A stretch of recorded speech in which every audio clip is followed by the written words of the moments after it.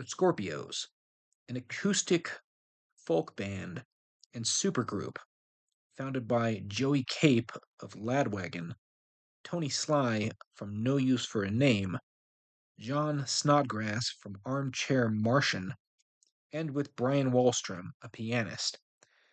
They have two albums. The first one is their self titled album, Scorpios, with the second album released in 2017 as One Week Record. Now, their first album has two really fantastic songs. One is called Happy Anniversary. This song has a very good background riff, great harmonies with the lead singers.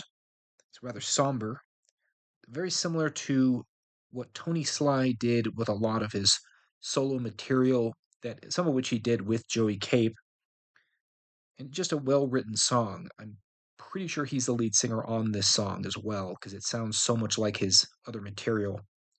There's not a lot of information, by the way, as to who sang what song and who wrote what song. It's very difficult to find information, detailed information on both their albums. Now, the second song that's really worth listening to on their first album is called Lifer. This is probably their best song.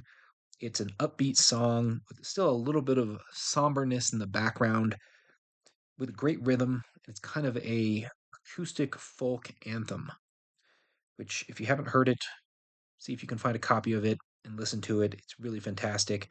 And again, it reminds me of a lot of Tony Sly's solo material and a little bit of Ladwagon, which is Joey Cape's band. My guess is they probably wrote the song together and they're probably singing it together on that song. Now, all their other songs on both albums are good, although not great like these two songs in particular. Their second album, I'll note, was released after Tony Sly's death, and I think he may have sang one or two of the songs on the album, and they may have been, B-sides that weren't released on the first album. There's a couple of songs on that album that were clearly sang by other members of the band. And it's not quite as good as the first album. I will note the first album, the only song I didn't like at all was Oisey, which I thought was just kind of a weak song.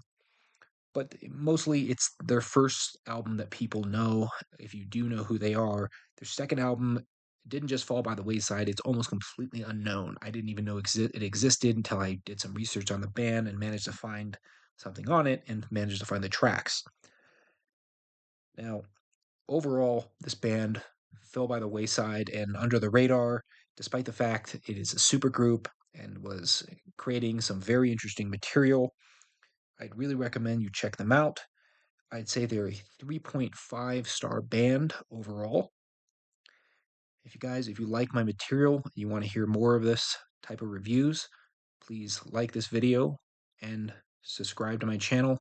I'll be releasing new content shortly.